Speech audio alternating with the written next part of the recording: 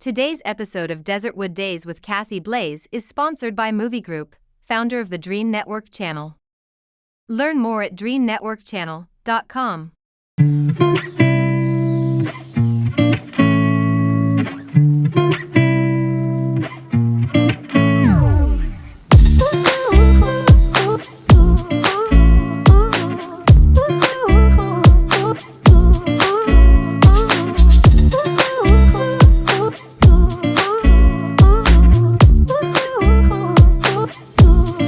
Welcome back to Desertwood Days. Today we have a special guest for you. He's a producer and he's an actor. Let's welcome Mr. Allen Valor. Hello there. Hello. Thanks for joining us today. Thank you. Thank you for having me. Such a pleasure, such a pleasure. So, Mr. Allen, I know you have a lot going on right now. I've seen you promoting your horror film, Dr. Seville's Horror Show. Yes, I did go to your first premiere, and It was amazing. Thank you. Full house. You guys did an amazing job. Yeah. We actually we overpacked it, and there was people there having to stand in the back just to watch it, which was it was a really amazing feeling, good energy. So, yeah. You guys put a lot of work into that. And how long from the time you guys filmed to the time you premiered? How much time was there?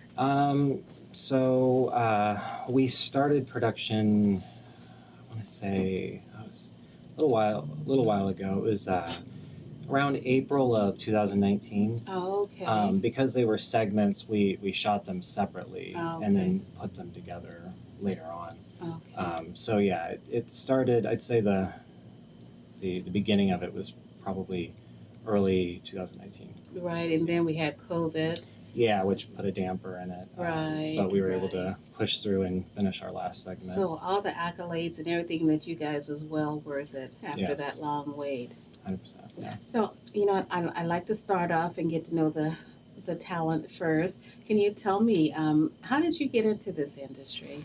I started out as a stand-up comedian. I used to go to different places. And then I started to attend classes at the Artist Box, Okay. Kevin R. Phipps Uh-huh. Artist Box.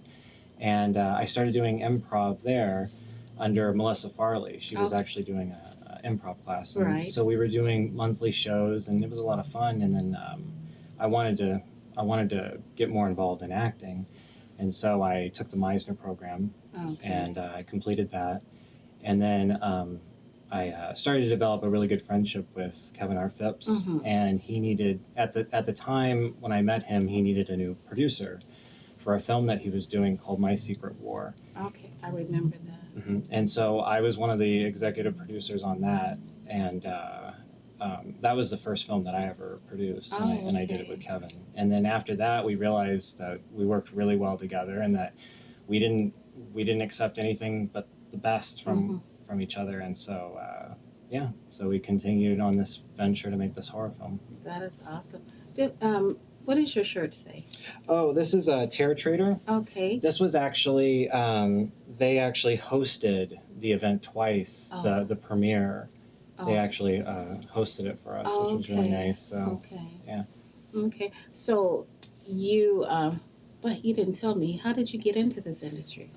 Oh, I mean that's pretty much it. I mean, ever since I was a kid, I've always wanted to be an actor. Okay. And so You were one of the actors in the film, weren't you? Weren't you in the film? yeah, I played Dr. Seville. Okay. I knew that. A lot of people are like, that was you. Yes. You know what? It was a lot. That film, it looked like a really high budget film. Oh, thank you. It did. Thank you. Like the scene where you guys, when he took the person to the one room and to the place where they were all at, he was doing his little weird stuff to them. Mm-hmm. Are you able to tell where that place actually took place? Yeah, a little bit. So Dr. Seville, backstory is it's a horror anthology. So you have this wraparound story kind of like Tales from the Crypt, Tales from Terror Trade. There's so many of them. Anyway, horror anthologies in general. We did this. We had this idea called Dr. Seville, who was a doctor from the 1920s, and he ended up in an accident that we'll probably reveal later on when we do our sequel. But he basically was in an incident. He was killed, but his body was taken over and possessed by a jinn. So it's sort of a Hellraiser meets Freddy Krueger, so to speak. So he preys on people who have wishes and weaknesses and desires, and he preys on that, and he interconnects it with people. He brings people together in a negative way, so to speak. So and the three segments in the film actually tie together, which is really interesting. Yeah, one of my good friends, Honda King, was in Honda it King, also. Oh, she was amazing. Her character, she was. Yeah. So, is horror your thing? Not particularly. No. I'm not. I do enjoy horror films. It's not my favorite genre, but I'm a little more on the picky side. That industry is very saturated. So when we went into doing a horror film, I'm like, it's got to be very specific. I don't want to just be every other thing, that I see now. That's one thing. Here in Arizona, we love horror. People love horror flicks here. Absolutely. They love the blood and guts, and I mean, I tell you, years ago, some of the people that I met, that's all they did was the horror, the blood, the guts, and they loved that. Yeah. It's a huge industry, especially in this country. Yes, it is. Yes, it is. So you've completed this episode of Dr. Seville. Can I say episode? Sure. I mean, it's the first movie. The first movie of the series. So what's next for you? So right now we just got distribution with a distribution company called Lionheart out of I believe Santa Monica. Don't quote me on that. I know it's in California. And then so while we're getting that all together, that'll probably take off early next year. Okay. And so in the meantime, we're just submitting to all the best horror festivals around. And there's 2 so far that we've been accepted to. The Atlantic Horror Film Festival, which is one of the biggest in the southeast region of this country. And then the other one is, I would have to pull it up on my phone. I think it's Fright something. I don't know. We've submitted to quite a few, but specifically horror film festivals. Right. Yeah. Well, congratulations on the Thank 2 you. that you've already got accepted for. So you're in the distribution part of this, but as far as yourself, do you have other plans and something else that you're working on? For me personally, I'm still trying to develop my acting career. I did Dr. Seville, and we'll do the sequel, but I do want to branch off and do more acting roles. I actually just completed a short with my girlfriend. It's a comedy short called Catastrophe, and I'm just finishing editing it now. So I like to do comedy a lot too. So more on the comedy side, but I found that comedy and drama kind of go hand in hand. Right. It flows easy for me on both sides of the spectrum. So, how long have you been acting? Like in film? Probably, I think the first thing, I did a few little things in high school, like we all do, but in the film community, that's a good question. I can't remember the first thing. It was a comedy short capstone project at SEC called Student Film. Okay. And we did that. I think that was in 2018. I'd say that was probably the first semi-major thing that I did. So the Dr. Seville was a huge film for you to act in. Oh yeah, it's definitely the biggest thing that I've done. Right. So far. So as far as the attention it's gotten. Yeah. So how was that for you? How did you prepare for that? Was something so huge? Because you were. That's a good question. You were in quite a few scenes there. Yeah, it's a surreal feeling. The distribution company that we went through, they're going to cover all territories throughout the United States and Canada. So I'll be seen in these two countries now. For me, I can't give, everyone's different, but for me, I lock it away because I feel like it just plays on my emotions too much. So I'd rather just keep focusing and working and forget that it really doesn't exist in a way, you know. It's compartmentalizing. Right. Did you have to audition for that role? No, I didn't.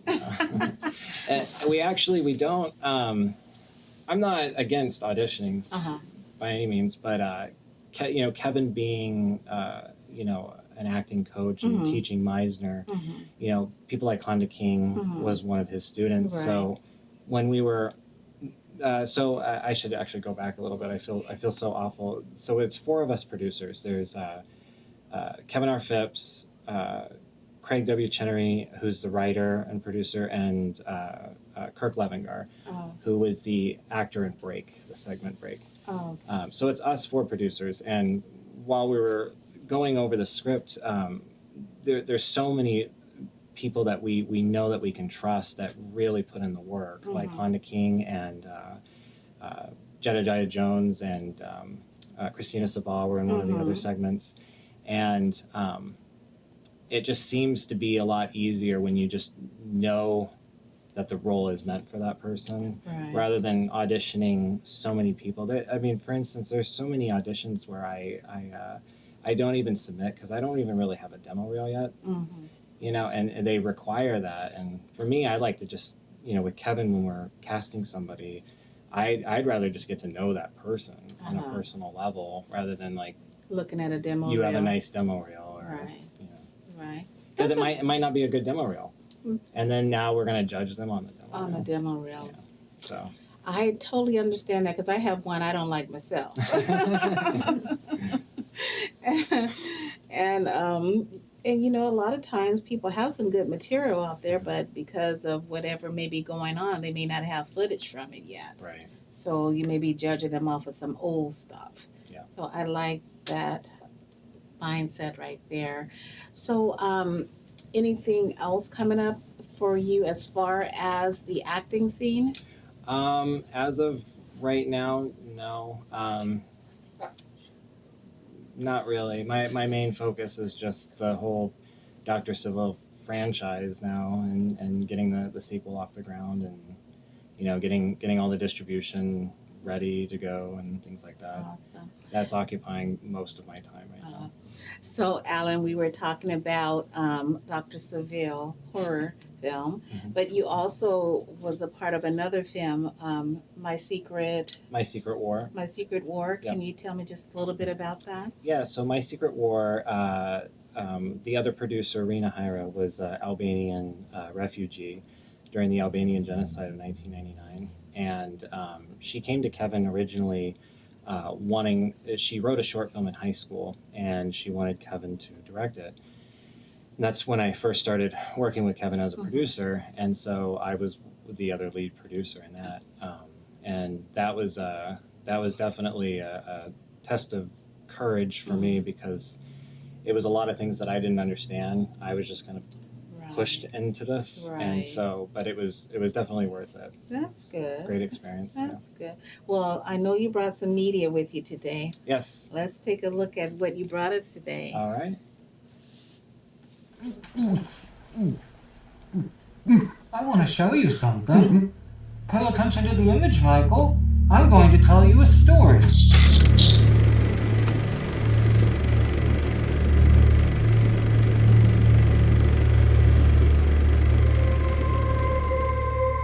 Here, take a look.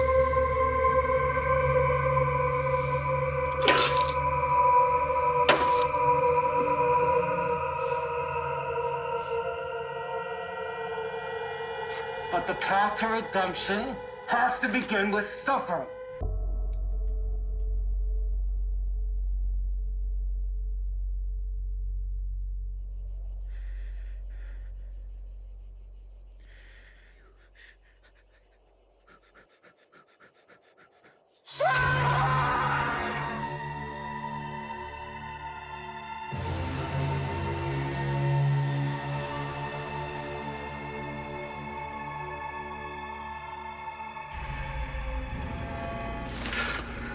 Even the greatest man is one bad action away from pure evil. I know who you are, Michael. I know your kind. You always want more. You're not content with what you have. And where did that get you?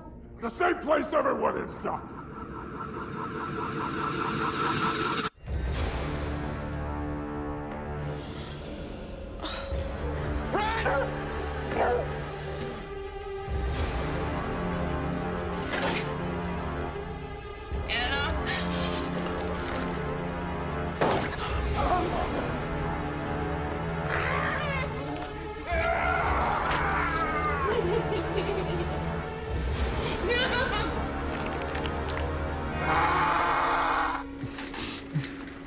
Be careful what you wish for.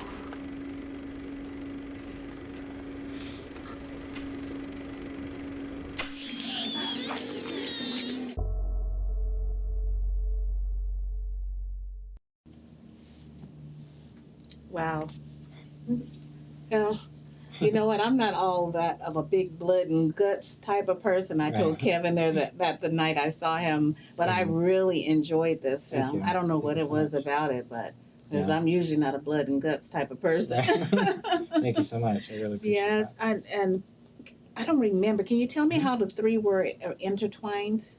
that. Yeah, so, I mean, I can't go into the details. It sort of does Sure. give some of the plot points away, but it intertwines in the sense that you may see somebody from one of the segments pop up in the other segment. Oh, okay. But what makes it unique is that each segment was shot so differently and all has a different tone. So as you know, like one of the segments kind of has more of a comedy feeling to it. And then another one is just really, really dark and morbid. And then the other Right. one's more suspenseful. Right. Yeah.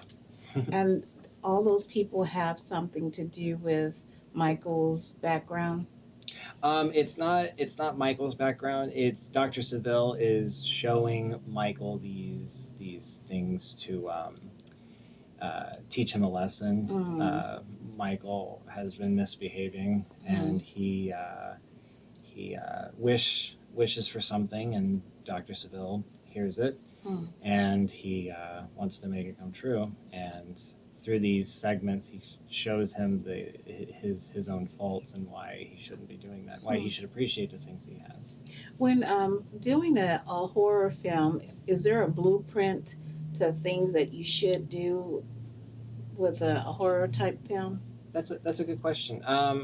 For us specifically, we really wanted to get in touch with the true essence of 80s horror film, at least to a significant degree. We wanted to definitely use practicals.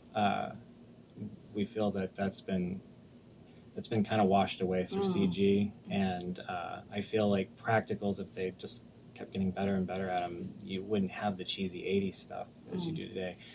But we used all practicals in it.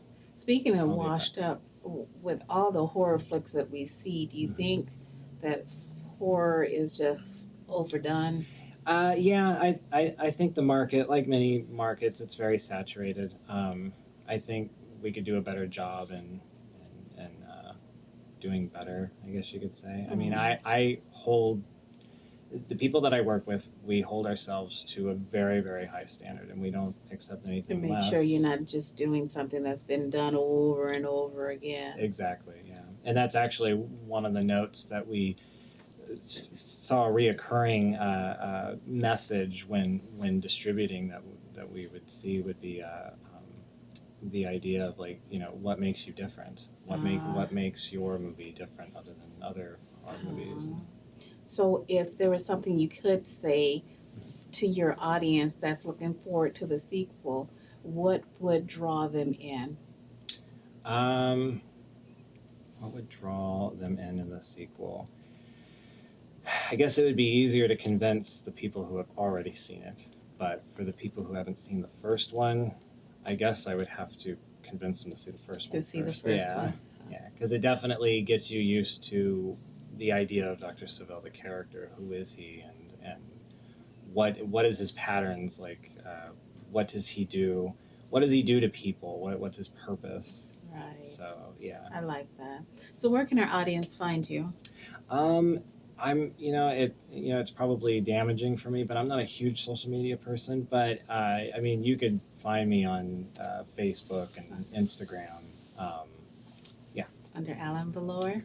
under Allen Valor, yeah, Okay. or Google And- search me. And or- where can they find Dr. Seville? Do you guys have a website for it? You know what? That's a good question. I do believe at one time we had a website. We will have a website again for Dr. Seville's Horror Show, but we do have a YouTube channel. Okay. If you YouTube Dr. Seville's Horror Show, you can see the trailer. I don't know how long that trailer is going to be up because of just certain contracts with distribution. With your distribution. Yeah. Understandable. Well, thank you for joining us here Thank today you. on Desertwood Days. Thank you so much. And thank you for joining us today, and we will catch you next time.